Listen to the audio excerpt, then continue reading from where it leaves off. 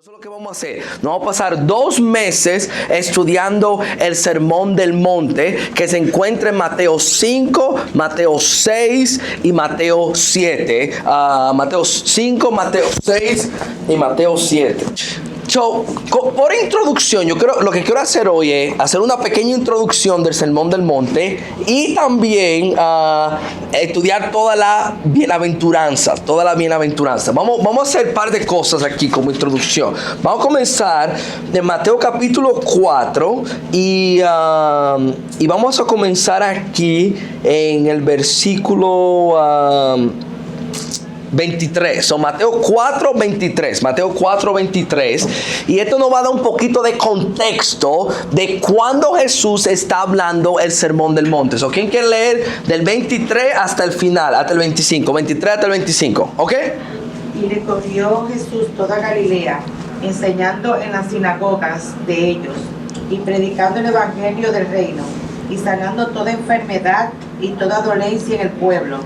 Y se difundió su fama por toda Siria, y le trajeron todos los que tenían dolencias, los afligidos por diversas enfermedades y tormentos, los endemoniados, lunáticos y paralíticos, y los sanó. Y le siguió mucha gente de Galilea, de Decápolis, de Jerusalén, de Judea y del otro lado de Jordán. Ok, en esos versículos, ¿qué ustedes dirían? ¿Jesús bien famoso, tiene poca fama ahora o mucha fama? Mucha fama. Mucha fama. Lo están siguiendo personas de todos lados. Nota lo que dice en el 24. Y se difundió su fama por toda Siria. Y le trajeron a todos los que tenían dolencia. Y mencionan mucho. Y le seguían mucha gente de Galilea, de Decápolis, de Jerusalén, de Judea y del otro lado del Jordán.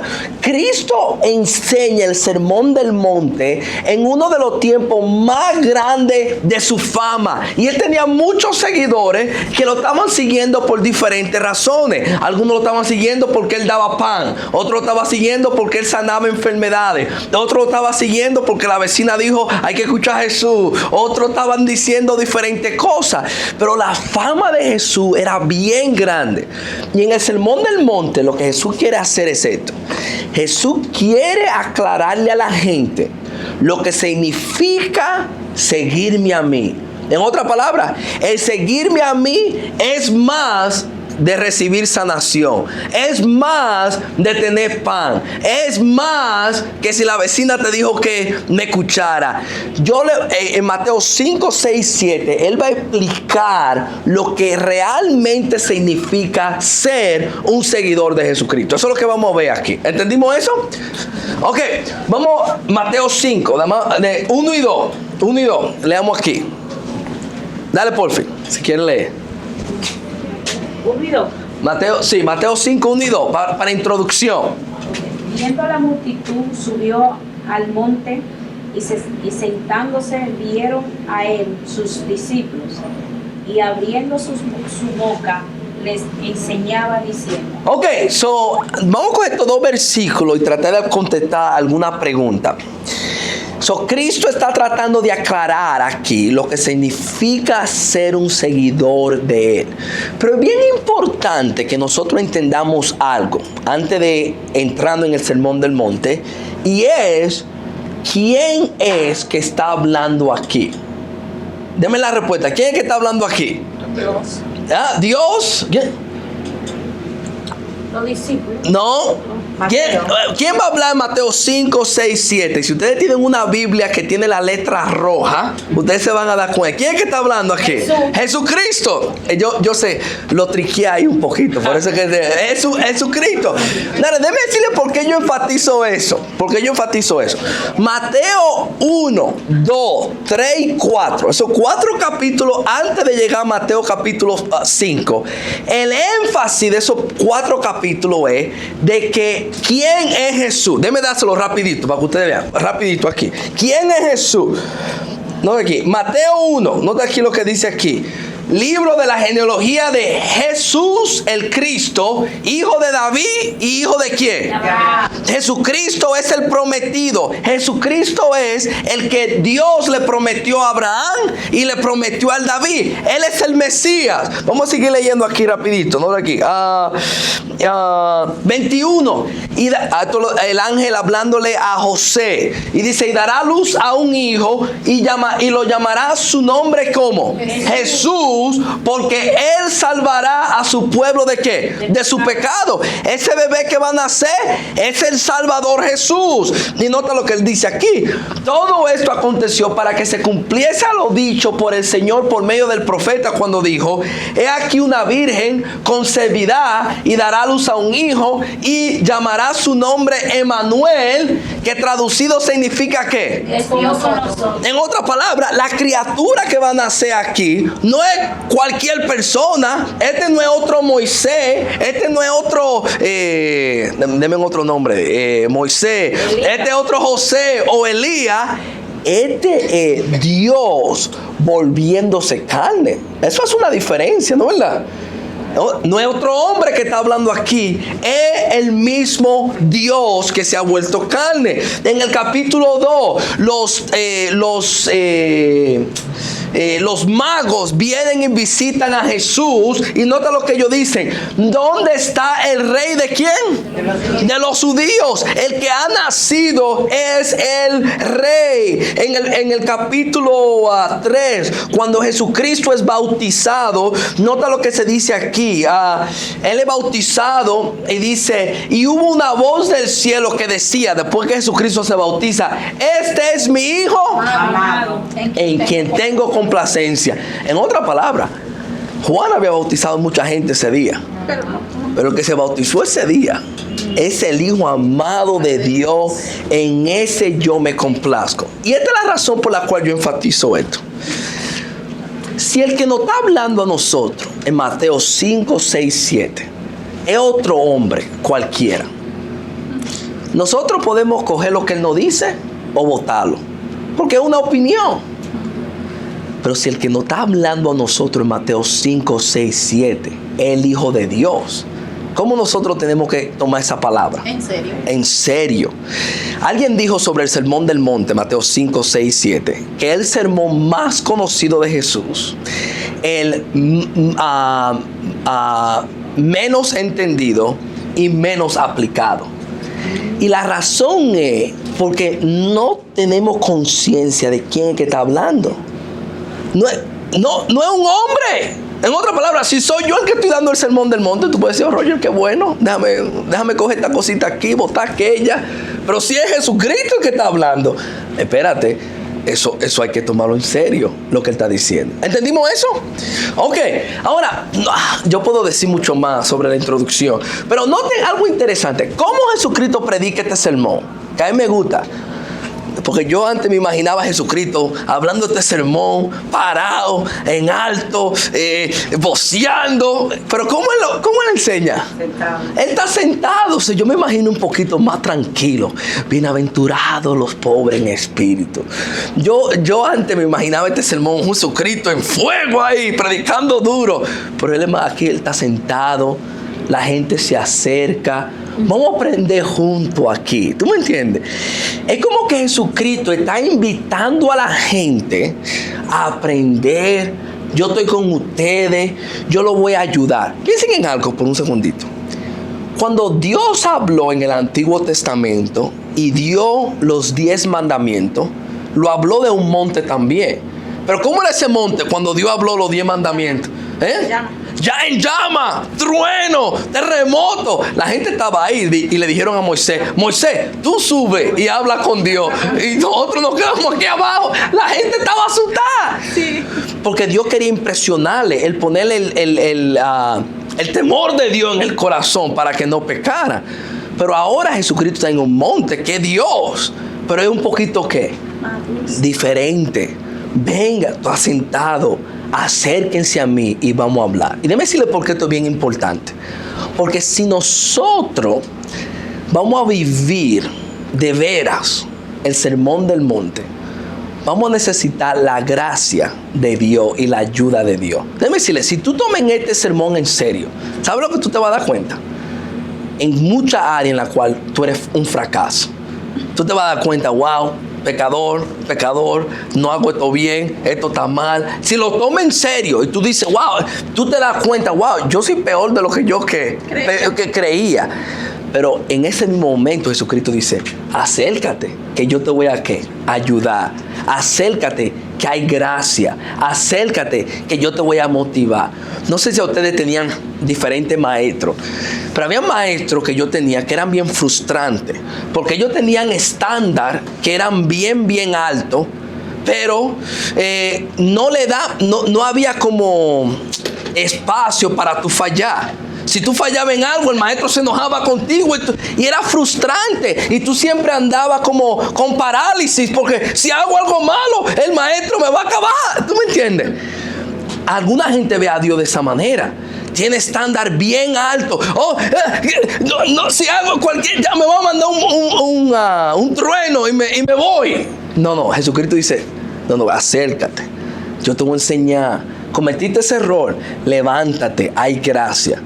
Pero hay otros maestros que me han frustrado a mí también. Hay maestros que tienen estándar bien alto, pero no ayudan, no le dan la herramienta a los estudiantes para que hagan el trabajo. Y lo que eso hace, en vez de paralizarte, tú te sientes ahogado porque tú dices, esto es tan alto, esto es tan difícil. Maestro, ayúdenos de cierta manera. Y el maestro, no, esto es lo que hay que hacer.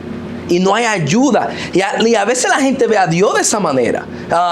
Dios tiene estándar bien alto y no nos ayuda de ninguna manera. No, el Jesucristo que vemos aquí es un Jesucristo que nos va a decir cosas duras, estándar bien alto, pero al mismo tiempo está entre el pueblo, ayudándolo a ellos, porque aquí hay gracia. ¿Entendimos eso?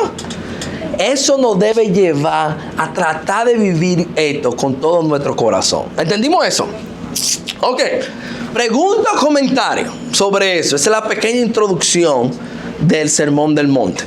Lo que vamos a hacer ahora es, porque nos va a pasar, ¿cuánto es? Son 2 meses en el Sermón del Monte. Hay que moverlo. Pero no nos tenemos que mover tan rápido, porque son 2 meses para 3 capítulos. Anyway, vamos a leer del 1 al 12. Del 1 al 12. Mateo 5, del 1 al 12. Vamos a ver la bienaventuranza. Viendo la multitud, subió al monte, y sentándose vinieron a él sus discípulos. Y abriendo su boca les enseñaba diciendo, bienaventurados los pobres en espíritu, porque de ellos es el reino de los cielos.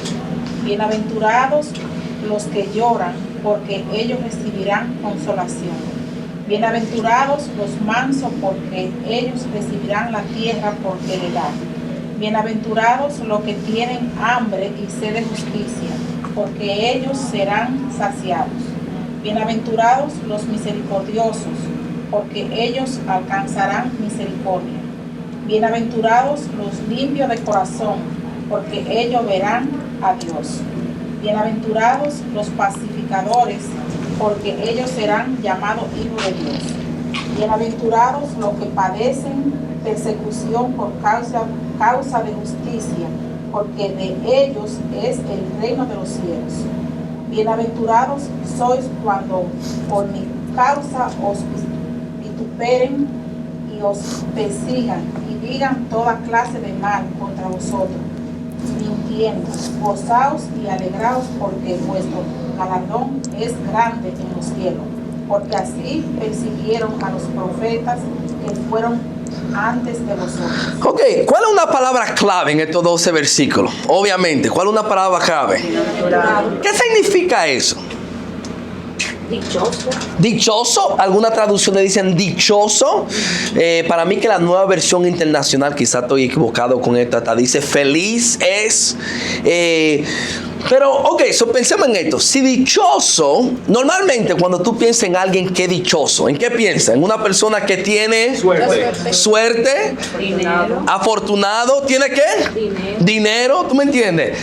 Tú juegas la lotería, te saca la lotería. Wow, ese sí es que dichoso, ¿tú me entiendes?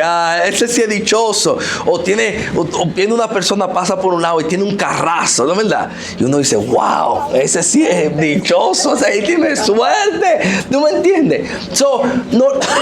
Ahora, ¿cómo estas bienaventuranzas son un poquito contrario a lo que nosotros normalmente pensamos en feliz o dichoso? Nosotros a veces pensamos, dichoso el que tiene dinero, dichoso el que tiene el buen trabajo, dichoso el que tiene, no sé, el novio que es lindo, o la esposa que es bella, ¿tú me entiendes? Ese sí es dichoso. ¿Cómo es esto un poquito diferente o contrario? Exactamente. Sí, estas no son cosas materiales. Porque nota lo que él dice aquí. Bienaventurados los pobres ¿en qué? En espíritu. Bienaventurados los que lloran. Bienaventurados los mansos. Los que tienen hambre. Hasta él dice aquí. Bienaventurados los que son perseguidos. Aquí estamos hablando de una dicha o de una felicidad, de una bienaventuranza que va más allá de lo que uno tiene que físico. ¿Tú me entiendes? Sino que algo que aún estas personas están siendo perseguidos, pueden gozarse y tienen felicidad. Una pregunta, ¿no es el tipo de felicidad que nosotros deseamos? Una felicidad que no depende en la circunstancia, que no depende si tengo el trabajo o no lo tengo. Si tengo el carrazo no lo tengo. Si me dieron la casa no me la dieron. El tipo de felicidad que yo quiero es que no importa lo que pase, yo tenga cierto gozo y cierta paz. Y Jesucristo dice, esa es la bienaventuranza que yo le puedo dar a la persona. Una bienaventuranza, una felicidad que no tiene que ver nada con circunstancia, sino que tiene que ver con tu carácter y con tu relación con el Señor. ¿Entendimos eso? Aquí en la bienaventuranza vemos esas claves aquí. Ok. Vamos a explorar la primera. ¿Cuál es la primera que él dice aquí? Versículo 3. ¿Cuál es la primera? Los pobres en espíritu. Bienaventurados los pobres en espíritu. Quizás de todas las bienaventuranzas, esta sea la más difícil de entender un poquito. Otras traducciones más modernas nos dan el sentido que dicen bienaventurados los humildes. Y realmente esta bienaventuranza tiene esta idea, que tú eres feliz, tú eres bienaventurado cuando tú tienes la característica de la humildad. Si tú puedes pensar en una persona, por ejemplo, lo contrario, pobre en espíritu, ¿qué sería lo contrario? El orgulloso. El orgulloso, o literalmente sería el rico ¿en qué? En el espíritu. El que se la da, el que tiene el pecho siempre en alto, el que piensa yo soy ¿qué? El mejor. ¿Eso no es lo que el mundo exalta? El mundo exalta, no, el que pisotea al otro, eso es lo que tú tienes que hacer para ser feliz. No dejes que nadie te coja de qué, de pendejo, ¿tú me entiendes? Porque, oh no, tú tienes que pisotear a la persona. Jesucristo dice, si tú quieres estar en mi reino, Él dice, bienaventurados los que son ¿qué? Pobre en espíritu. Pobre en espíritu. La humildad es sumamente esencial. No sé si ustedes han ido a Disney World. Hace mucho que yo no fui. Yo fui cuando chiquito. Después me di cuenta que es demasiado caro para yo ir solo. Es fácil ir cuando los padres te están pagando el ticket. Es difícil ir cuando tú lo tienes que pagar. Pero cuando tú vas a Disney World o si has ido a Six Flags, en cada ride, en cada, ¿cómo se dice, Gardner? En cada cosa que tú te vas a echar, siempre hay una estatura que tú tienes que medirte. Que dice, para tú tener esta estatura, tú tienes que ser alto, o aquel alto, aquel alto. Y si tú no eres esa estatura, tú no puedes, ¿qué? No puedes entrar. En el reino de Dios, tú tienes que ser bajo si tú quieres, ¿qué? Estar allá. Tú tienes que ser humilde si tú quieres entrar. Piensa en esto. Para estar en los lugares especiales, tú te puedes imaginar un club especial. ¿Tú me entiendes? Yo estaba conduciendo los otros días por New Rochelle y fuimos a un parque y fuimos a uno y no nos dejaron entrar. Dijeron, usted no es residente de Westchester. Y tuvimos que dar la vuelta y no para atrás. Y después estamos buscando otro parque. Y aquí no había seguridad. Pero cuando estábamos conduciendo, yo vi un club y yo dije, wow, ya vi una estatua grandísima. Y yo dije, ni pensemos ir para allá, porque para tú estar en ese club, tú tienes que tener mucho estatus, tú tienes que tener dinero, te grito, hay que pagar mucho. Hay club que no importa cuánto tú pagues, tú tienes que conocer a una persona o tener cierto apellido para tú entrar ahí. ¿No es así? Sí. En el mundo, para tú obtener lo más importante, tú tienes que ser orgulloso, tú tienes que ser importante. Pero si nosotros queremos entrar al reino de Dios, ¿qué Él dice? Bienaventurados los pobres en espíritu, los que son humildes, los que ponen a Dios primero y ven a las otras personas como igual. Ese no es el mandamiento más grande: amar a Dios sobre todas las cosas y a tu prójimo como ¿qué? Como a ti mismo. Bienaventurados los pobres en espíritu, porque de ellos es el ¿qué? El reino de los cielos. Ahora, piensen conmigo en esta idea. Piensen en el reino de Dios por un segundito. ¿Quién es el rey? Dios. Dios, ¿tú me entiendes? Cristo, ¿tú me entiendes? ¿Qué clase de rey es ese?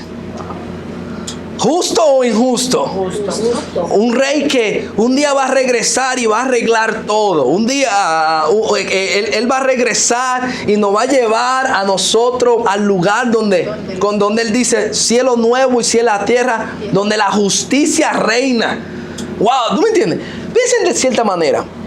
Todos nosotros anhelamos un reino, una ciudad, un país donde se corra la cosa que bien. Yo pienso en mi propia madre. Yo pienso en mi propia madre y en mi propio padre. Cuando yo tenía 10 años, quizás era más joven, ellos estaban pensando, la cosa en Santo Domingo está ¿qué? Está dura. Es difícil vivir aquí. Hay mucha pobreza. Y ellos dijeron, nosotros, y cogiendo grandes riesgos, dijeron, hay que ir ¿para dónde? Para los Estados Unidos. Porque ese es un país que me va a dar a mí ¿qué? Lo que yo necesito. Me va a dar la felicidad que yo deseo. Y de cierta manera, económicamente las cosas están ¿qué? Mejor. Pero los Estados Unidos, ese reino donde todas las cosas están bien, donde hay perfección, donde todo se maneja bien, donde no hay injusticia. Es más, ¿qué quiere hacer dominicano después que está aquí un tiempo? Él dice, y después ponen a su país como el nuevo reino. No, cuando yo regrese a Santo Domingo, ahí es que todas las cosas que van a estar felices. Y se van de vacaciones 2 meses y después dicen, no, hay que regresar. En esta tierra no vamos a encontrar un lugar, un reino donde todas las cosas se hagan bien. Solamente siendo parte del reino de Dios es que vamos a estar en ese lugar donde las cosas finalmente se están haciendo correctas y el lugar que nosotros anhelamos. ¿Entendimos eso? Y ahí no vamos a necesitar tener mucho dinero para entrar, sino con la humildad, poniendo nuestra fe en Jesucristo, vamos a poder tener entrada. ¿Entendimos eso? Amén. Bienaventurados los pobres en espíritu, porque de ellos son el reino de Dios. ¿Entendimos eso? Ok, la segunda, ¿cuál es? Bienaventurados ¿qué? Los que lloran, porque ellos recibirán consolación. Ok, bienaventurados los que ¿qué? Lloran. Wow, una pregunta. ¿Hay ciertas bendiciones en lágrimas? ¿Me entiendes? No sé si te ha pasado. Yo pienso en diferentes bendiciones. A veces tú tienes algo que te pesa tanto en el corazón, que a veces cuando tú comienzas a llorar y después que de esa gran llorar, ¿cómo tú te sientes? Hasta mejor, hasta cierta consolación. ¿Tú me entiendes? Hay cierta consolación que viene al llorar. Una pregunta. Piensa en tu propia vida. Piensa en un momento donde tú hiciste grandes cambios en tu vida. ¿Fue después de grandes risas o quizás de grandes lágrimas. No es así. Muchos de nosotros hicimos grandes cambios en nuestra vida, no cuando todo estaba bien, cuando la vida estaba buena, sino quizá la vida estaba difícil, quizá estábamos llorando y dijimos, wow, hay que hacer ¿qué? Un cambio. Hay cierta bendición en llorar. Él dice, bienaventurados los que lloran, porque ellos recibirán ¿qué? Consolación. Ahora, yo pienso de que Jesucristo aquí, en vez de hablar solamente de llorar en general por los sufrimientos de la vida, Él está hablando de un lloro específico que todo discípulo tiene que experimentar, y es el lloro que viene a causa de nuestros pecados. Vamos allá. Quédense aquí, yo les puedo decir, vayan a subir la 2 de Corintios, pero como yo lo voy a poner aquí, yo sé que ustedes no van a ir. 2 de Corintios 7, 10 y 11. Alguien lea versículo 7, 10 y 11. Ahora, en el contexto, los corintios habían rechazado algunas de las enseñanzas que Pablo le había dado, habían sido rebeldes. Y Pablo le escribió una carta dura a ellos, donde el mismo Pablo estaba llorando cuando le escribió. Y esta es la reacción que ellos tuvieron a esa carta dura, que le habló duro sobre sus pecados. 10 y 11. Porque la tristeza que según Dios produce arrepentimiento para salvación, de que no hay que arrepentirse, pero la tristeza del mundo produce muerte. Porque he aquí, esto mismo de que hayáis sido contristados según Dios, ¿qué solicitud produjo en vosotros? ¿Qué defensa? ¿Qué indignación? ¿Qué temor? ¿Qué ardiente afecto? ¿Qué celo? ¿Y qué vindicación? En todo os habéis mostrado limpios en el asunto. Ok, so Pablo aquí está describiendo dos tipos de tristeza: la tristeza según Dios y la tristeza según el mundo. Y él dice, la tristeza según Dios, ¿qué produce? Arrepentimiento. Arrepentimiento. En otra palabra, yo me siento triste por lo que hice, yo no debe hacer eso, pero tú dices, esa tristeza te lleva a ti a hacer, ¿sabe qué? Yo voy a hacer la cosa que correcta. Pero él dice, él lo contrasta con la tristeza de ¿qué? El mundo. En otra palabra, la tristeza del mundo es la tristeza donde tú te sientes mal por lo que tú hiciste, pero tú comienzas a ver el esfuerzo que hay que hacer para cambiarlo, todo lo que hay que hacer. ¿Y qué uno hace? No, mejor me quedo con llorar que cambiar. Hay muchos que se quitan hasta la vida. Sí, exactamente. Pero para mí que la referencia aquí es la persona que se siente culpable, la persona que entiende que hizo algo mal, pero no cambia. Y él dice, al final del día, eso es lo que produce muerte espiritual. No te hizo nada, ¿el qué? El tal triste si no produce el arrepentimiento. So, para mí cuando dice Cristo aquí, bienaventurados los que lloran, porque ellos recibirán consolación. La idea aquí es, bienaventurados las personas que lloran por su pecado, que entienden, yo le he fallado a Dios. Y él dice, la persona que humildemente llora, que humildemente busca el arrepentimiento, ¿qué va a hacer Dios? Lo va a consolar. Lo va a consolar y lo va a perdonar, exactamente. Pero nota un patrón aquí que yo quiero que usted vea. Primero el llorar y después ¿qué? Arrepentirse, pero primero llora y después reciben ¿qué? Consolación. Pensemos en algunas cosas que el mundo no dice. A veces uno hace algo y uno sabe, la conciencia le ¿qué? Le remuerde, ¿verdad? Y por esa razón uno se siente ¿qué? Culpable y mal. ¿Qué no dice el mundo? El mundo dice, no te sientas culpable por eso. Ella tuvo cierta responsabilidad. Él es malo. Tú hiciste eso, ¿por qué? Porque te obligó. ¿Tú me entiendes? El mundo busca excusa para comenzarse a sentir ¿qué? Mejor de sí mismo. ¿Eso trabaja? Uno sabe que que tuvo cierta ¿qué? Cierta culpa. A veces uno se comienza a sentir triste y el mundo dice, ¿qué tú estás haciendo sintiéndote triste por eso? date un par de tragos y eso se qué. Eso se quita y eso se va, ¿verdad? Y después que uno bebe, ¿qué pasa? Peor se siente. Ahora, tiene culpa encima de culpa. ¿Tú me entiendes? Tiene la culpa de lo malo que hizo y ahora tiene la culpa de que bebió. No hay consolación ahí. El mundo busca diferentes maneras de consolarse cuando tiene ¿qué? Culpa.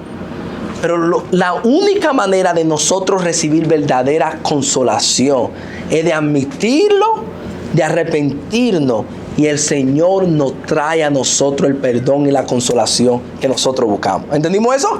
Amén. Primero llorar y después consolación. Piensen en el libro de Hechos. Primero el lloro y después el gozo. Primero el lloro y después el gozo. Piensen en el libro de Hechos. Hechos capítulo 2. La audiencia está ahí. Pedro le predica y le dice, ustedes cogieron al Cristo y lo crucificaron.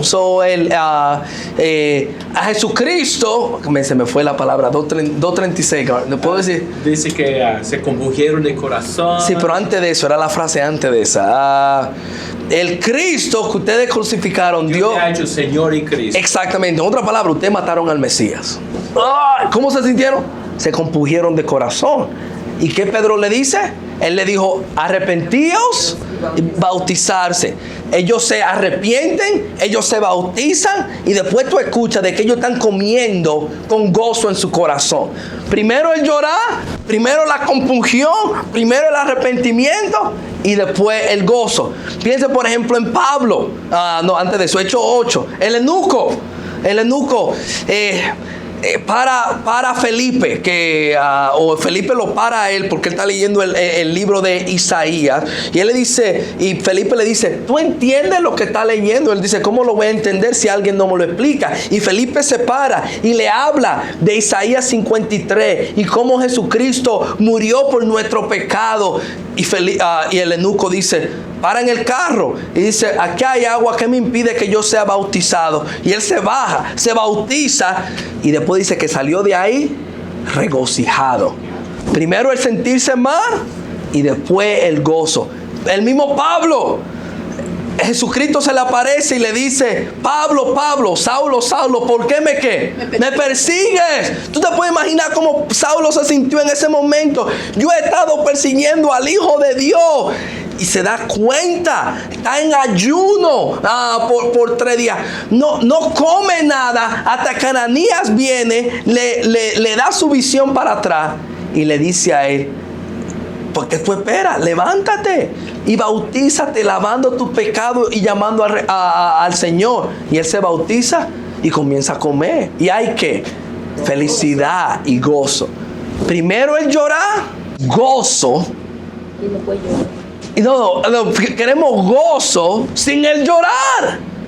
Queremos el sentirnos bien, pero no queremos arrepentirnos y cambiar. Si nos queremos sentir bien, hagamos la obra de admitir nuestro pecado y el arrepentimiento. ¿Entendimos eso? Amén. Bienaventurados los que lloran, porque de ellos porque ellos recibirán consolación. Pregunta o comentario. Ok, uno más aquí. Bienaventurados los... Alguien lea versículo 5, vamos a ver. Bienaventurados los mansos, porque de ellos se recibirán la tierra por heredad. Alexis está en la audiencia aquí hoy. Alexis, si una persona a ti te llama manso, ¿tú lo tomas eso como algo bueno o algo malo? Algo bueno, ok. Pero normalmente piensa, si uno es un hombre, a veces él es medio manso. Es como que a veces cuando se habla, no es como que lo hablamos como algo que necesita más fuerza. Sí, tú entiendes, como que la idea de ser un hombre manso o ser una mujer mansa, es como que entendemos tranquilo, pero blando. Sí, blando, como que exactamente. A veces vemos la mansedumbre como debilidad. Si tú eres una persona mansa, tú eres una persona que la gente te coge de relajo, tú eres débil, el esposo te pisotea o la mujer te coge ventaja porque tú eres manso. Ahora, déjame hacer una pregunta. ¿Quién en la Biblia quién en la Biblia se le llamó el hombre más manso del mundo? Literalmente la Biblia lo dice. Moisés, Número capítulo 12. Moisés se le llamó el hombre más manso del mundo. Ahora una pregunta. ¿Moisés era un hombre débil? No. ¿No me entiendes? No, ¿no me entiendes? Moisés fue el que Dios usó ¿para qué? Para sacar al pueblo de Israel. Fue Moisés que pacientemente aguantó que toda la gente. Ahora, ¿qué otro personaje en el Nuevo Testamento se le llama una persona mansa? Vamos a ver. El mismo Jesucristo. Vamos aquí. Mateo capítulo 11. Mateo capítulo 11 aquí. Mateo 11. Déjame ver si esto es correcto aquí. Mateo 11, vamos a ver. 28 al 30, vamos a ver. Jesucristo es un hombre que se le llama manso. Vamos a ver, ¿qué dice aquí? Alguien lea, del 28 al 30. Daniel. Venid a mí todos los que estáis trabajados y cargados, y yo os haré descansar. Llevad mi yugo sobre vosotros, y aprended de mí, que soy manso y humilde de corazón, y hallaréis descanso para vuestras almas. Porque mi yugo es fácil y ligera mi carga. Jesús dice, aprenda de mí, que soy manso y ¿qué? Y humilde de corazón. Jesucristo es manso. Una pregunta. ¿Jesucristo era un hombre débil que no tenía poder? No. ¿Ustedes se acuerdan cuando ellos están en el huerto de Getsemaní y Judas viene y ves a Jesús indicándole a las tropas que él trae que ese? ¿Y ustedes se acuerdan lo que Pedro hizo? ¿Qué hizo Pedro? Sacó la espada. Él saca la espada, vamos a pelear, y le corta la oreja a una persona. Y como yo siempre digo, él no fue por la oreja, él fue por la cabeza, y el hombre se agachó. Él fue a pelear. Y Jesucristo le dice aquí, él le dice, para mí que la Reina Valera dice, pon tu espada en la vaina. Yo sé que vaina no se usa, es el lenguaje que ha cambiado. En otra palabra, pon tu espada en su lugar, exactamente. Y él le dice a Pedro, ¿no sabes tú que yo puedo clamarle a mi Padre y él llamar a legiones de ángeles? No sé cuánta fue la cantidad, 6 legiones, o suena muy poco, de ángeles. Y ves aquí, un ángel en una ocasión mató a 185,000 hombres, un solo. Dios lo mandó, 185,000. Imagínate si 6 legiones vienen. ¿Acaban con qué? Pero él dijo, pero ¿cómo las profecías se van a cumplir? La mansedumbre no es debilidad. La mansedumbre es poder que está bajo el control de Dios. Jesús, ¿sabe qué? Jesucristo, él no hubiera mostrado que él realmente tenía poder si él mata a todo el mundo. No, él mostró más poder que cuando lo estaban crucificando, él dijo, Padre, perdónalo. ¿Por qué? Porque no saben lo que hacen.